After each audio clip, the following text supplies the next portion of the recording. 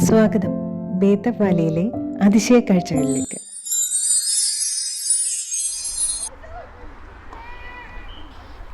തകൃതിയായി cricket കളി നടക്കുകയാണ്. വിശാലമായ മൈതാനം എവിടെയുണ്ടോ, ലോകത്ത് എവിടെയാണെങ്കിലും അവിടെ ക്രിക്കറ്റ് കളിയുണ്ട്. ഇവിടെയും വ്യത്യസ്തമല്ല. അപ്പോൾ നമുക്ക് ക്രിക്കറ്റ് കളികൾക്കിടയിലൂടെ കാണാം ബേത്തബ് വാലിയിലെ വിശേഷങ്ങൾ.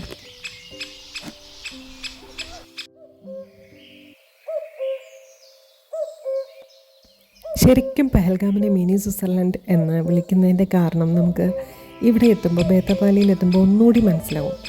ആ ശരത്കാല സൗന്ദര്യത്തിൽ നിൽക്കുന്ന പൈൻ മരങ്ങളും ദേവദാരു മരങ്ങളും അതിനിടയിലൂടെയുള്ള പാലവും, എന്താ പറയുക, ഒരു സിനിമ ഷൂട്ട് ചെയ്യുന്ന ലൊക്കേഷനിൽ നിൽക്കുന്നത് പോലെ നല്ലൊരു ഫിലിം സോങ് ഷൂട്ട് ചെയ്യാൻ നമുക്ക് തന്നെ തോന്നും കേട്ടോ. ആ ഒരു ആംബിയൻസ് ആണ് ഇവിടെ. കൂടാതെ ഇവിടെ ഒരു എടുത്തു പറയേണ്ടതാണ് ലിഡർ നദി. ലിഡർ നദിയുടെ സൗന്ദര്യം ഭയങ്കരമാണ്.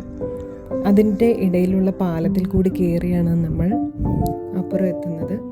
ഇതിനിടയിലൂടെ ക്രോസ് ചെയ്ത് കുതിരയുടെ മുകളിലേക്ക് പോകാം. അങ്ങനെ അഡ്വഞ്ചറസ് ആയിട്ട് താല്പര്യമുള്ളവർക്ക് അങ്ങനെയും ധാരാളം ഓപ്പർച്യൂണിറ്റീസ് ഉണ്ട് ഇവിടെ എക്സ്പ്ലോർ ചെയ്യാൻ. അതുപോലെ നടന്ന് കാണാൻ ധാരാളം ഉണ്ട്. ഒരു നല്ല മനോഹരമായ ഒരു വാലിയാണിത്. കശ്മീരി ഡ്രസ്സ്, ഇവിടെ വരെ വന്നിട്ട് കശ്മീരി ഡ്രസ്സ് ഇട്ടില്ലെങ്കിൽ അതിലൊരു ത്രില്ലില്ലല്ലോ. കുറേ നാളുകൊണ്ട് വിചാരിച്ചിരുന്ന ഒരു കാര്യമായിരുന്നു ഒരു വട്ടമെങ്കിലും കശ്മീരി ഡ്രസ്സ് ഇടണമെന്ന്. എനിക്ക് തോന്നുന്നു നമുക്കെല്ലാവർക്കും കൗതുകമുള്ള ഒരു കാര്യമായിരിക്കും കശ്മീരികളുടെ ഈ വേഷം.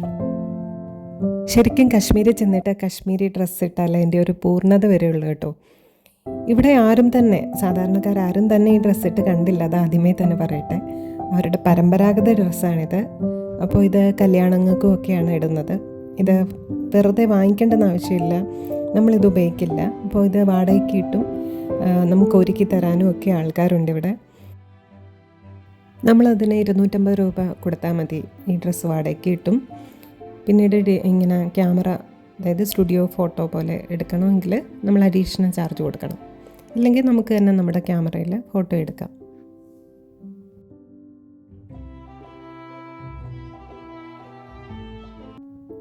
ഇപ്പോൾ പരമ്പരാഗതമായിട്ടുള്ള വേഷമാണ്. ഇപ്പോൾ കമ്മലൊക്കെ പണ്ട് കാലത്ത് നല്ല ഭാരമേറിയ കമ്മലുകളായിരുന്നു ഉപയോഗിച്ചിരുന്നത്. അത് കാതിനൊക്കെ ഡാമേജ് ഉണ്ടാക്കുന്നതുകൊണ്ട് ശേഷം ഇങ്ങനെയുള്ള കമ്മലാക്കി തൊപ്പിയൊക്കെ വെച്ച് അങ്ങനെ ഒരു കശ്മീരി യുവതിയായി മാറിയിരിക്കുകയാണ് സുഹൃത്തുക്കളെ. അപ്പോൾ ഇത് എൻ്റെ തന്നെ ഷാളാണ് ഉപയോഗിക്കുന്നത്. അപ്പോൾ ഇതിന് ഡ്രസ്സിന് മാച്ചായിരിക്കുമെന്ന് പുള്ളി പറഞ്ഞതുകൊണ്ട് ആ ഡ്രസ്സ് അത് തന്നെയാണ് ഇടുന്നത്.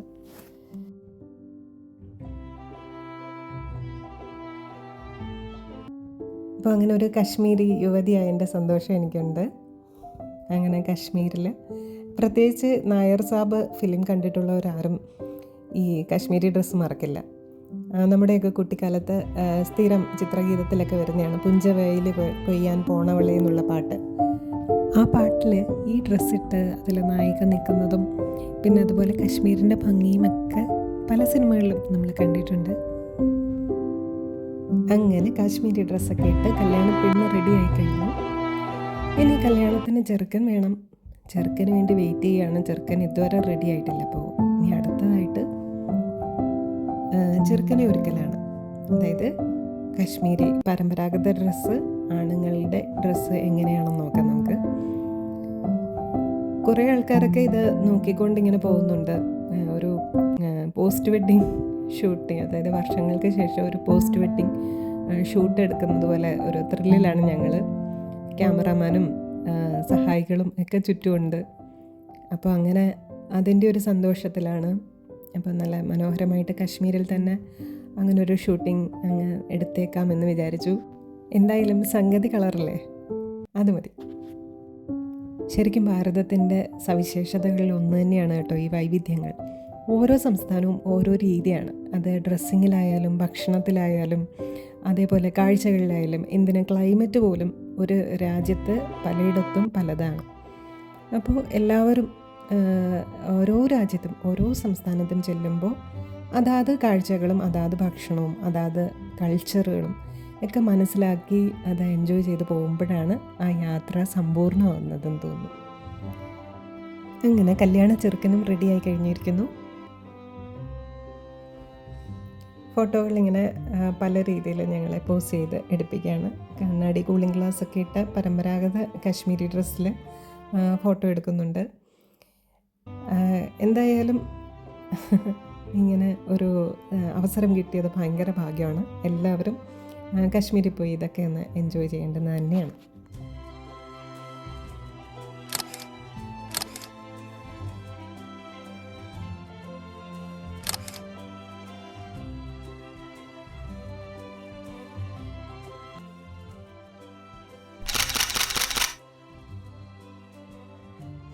ഇനി ഞാൻ കാശ്മീരിലെ 2 സുന്ദരി കുട്ടികളെ കാണിക്കാം.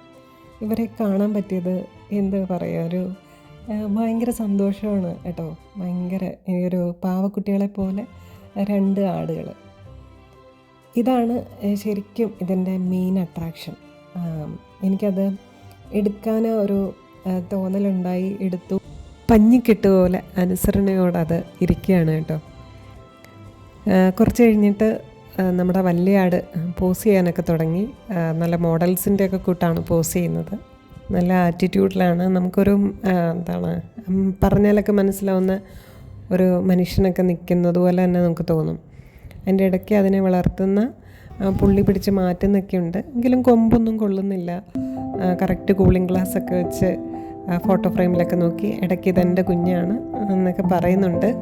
കുഞ്ഞാട് എൻ്റെ മടിയിൽ കിടന്ന് സുഖമായിട്ട് ഉറങ്ങാൻ തുടങ്ങി. ശരിക്കും ഈ ആടുകളെ വിട്ടു പിരിയാൻ തോന്നിയില്ല, അത്രയ്ക്ക് ഇഷ്ടപ്പെട്ടു. ഇടയ്ക്കിടയ്ക്ക് ആ വല്യാട് എന്തൊക്കെയോ എൻ്റെ ചെവിയിൽ പറയുന്നുണ്ട്. എനിക്കൊന്നും മനസ്സിലാവുന്നില്ലെങ്കിലും മനസ്സിലാവുന്നത് പോലെ അങ്ങ് അഭിനയിച്ചിരുന്നു. പിന്നെ ആടിനെ വളർത്തുന്ന ചേട്ടൻ നന്നായിട്ട് റീൽസ് പോലൊക്കെ ഫോട്ടോ എടുത്തു തന്നു. അങ്ങനെ നല്ല രസമായിരുന്നു. ബേതാപാലി നല്ലൊരു അനുഭവമായിരുന്നു. ശരിക്കും ഇതാണോ പെഷ്മനി ആടെന്ന് അറിയില്ല. പെഷ്മനി ഷോൾ ഒക്കെ ഉണ്ടാക്കുന്നത് ആടുകളുടെ വയറിലുള്ള രോമത്തിൽ നിന്നാണെന്ന് കേട്ടിട്ടുണ്ട്. ഈ ആടുകളുടെയും രോമം കമ്പിളിയായിട്ട് ഉപയോഗിക്കുന്നുണ്ട്.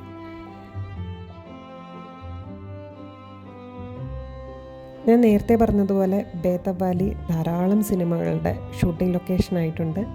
ഹിന്ദി സിനിമകളുടെ പ്രത്യേകിച്ച്. അതിൽ അമൃത സിംഗും സണ്ണി ഡിയോളും അഭിനയിച്ച ബേതാബ് എന്ന മുഴുനീളം ഷൂട്ട് ചെയ്തത് ഇവിടെയാണ്. അതിനുശേഷമാണ് ഈ വാലിക്ക് ബേതാപാലി എന്ന് പേര് വന്നത്. മിനി സ്വിറ്റ്സർലൻഡ് എന്നറിയപ്പെടുന്ന പഹൽഗാമിൽ ധാരാളം താഴ്വരകളുണ്ട്. Betaab valley, Chandan valley, Aru valley, Baisaran valley എല്ലാം വളരെ പ്രകൃതി മനോഹരമാണ്. ധാരാളം ഫോട്ടോകൾ എടുക്കാം. എന്നെന്നും ഓർമ്മിച്ച് വെക്കാൻ കുറേ നിമിഷങ്ങൾ നമുക്കിവിടെ ലഭിക്കും. വീണ്ടും വീണ്ടും വരാൻ തോന്നും. സമയം പോകുന്നത് അറിയേയില്ല. ഒട്ടും ബോറടിയില്ല. നമുക്ക് എത്ര നേരം വേണമെങ്കിലും ഈ പ്രകൃതി ഭംഗിയൊക്കെ ആസ്വദിച്ച് അവിടെ നിൽക്കാൻ തോന്നും. അങ്ങനെ നല്ലൊരു സ്ഥലമാണ്. എല്ലാവരും മസ്റ്റ് വാച്ചാണ് കേട്ടോ. ഒരിക്കലെങ്കിലും പോകാൻ സാധ്യതയുണ്ടെങ്കിൽ എന്തായാലും.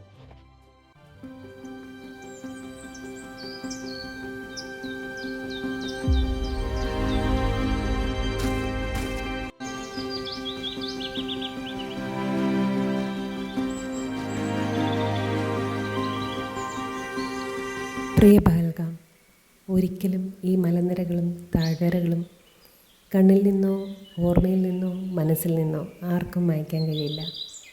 അത്രമേൽ പ്രിയപ്പെട്ടതാക്കും നിന്നെ അവർക്കെല്ലാം. എങ്കിലും തൽക്കാലം വിടവാങ്ങേണ്ടിയിരിക്കുന്നു. Signing off. Bye bye. താരാജ്യോതി.